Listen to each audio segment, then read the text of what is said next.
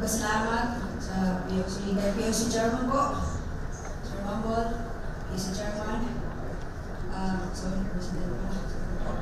Sorry po.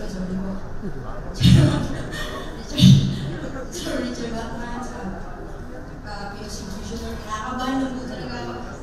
Kasi napaspeech na naman po ako ng bigla-bigla. Kaya Senator Bongo, sir, ngayong gabi sa mga sir, salamat kayo sa suporta na nilatag din mo sa mga atleta. And sa suporta na nilatag din mo, especially sa mga grassroots. Salamat kayo, sir. Ibisayaan po na ako. So, patayo lang yung suporta ni sir sa kay Kapalo Kadaghan, kay mga grassroots na gusto kayo masunod sa mga impact. And pero so, super proud kayo ko. Sorry, saya ko na. Super proud ako sa 2 gold mo. Pangarap ko din yan. And alam ko, makukuha ko yan someday.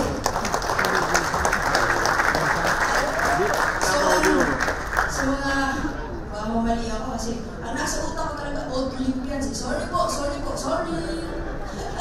mga veteran po pala, mga Olympian. Habang tinitingnan ko po kayo dito, kanina, sabi ko sa sarili ko, ito yung mga taong naghubog sa pangarap ko. Ito yung mga taong bumuo sa pangarap ko ng maging Olympian. Most especially kay Coach Joel. Coach!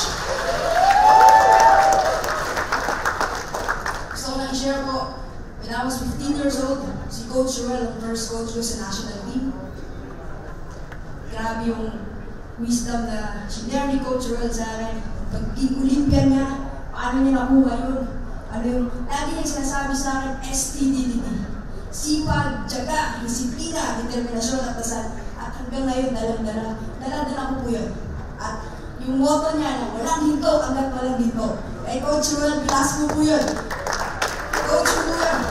And also kay Coach Lito Velasco din, na kasabay ko nakuha ang silver medal sa Tokyo. Sila, Velasco Brothers po, ang gumabay din po sa akin para makapag-uwi po ng medalya. And of course, kay Coach Galido, na siya din naggabay po sa akin sa Paris Olympics ni Coach Michel. And to our second, sir, and kay Sir Ricky Vargas, also sa MVP, na patuloy din po sinusuportahan namin. Sa media na nandito ngayong gabi sa inyong lahat po, maraming salamat po. At syempre, huwag natin kalimutan mag-ila, ha? Maraming salamat po!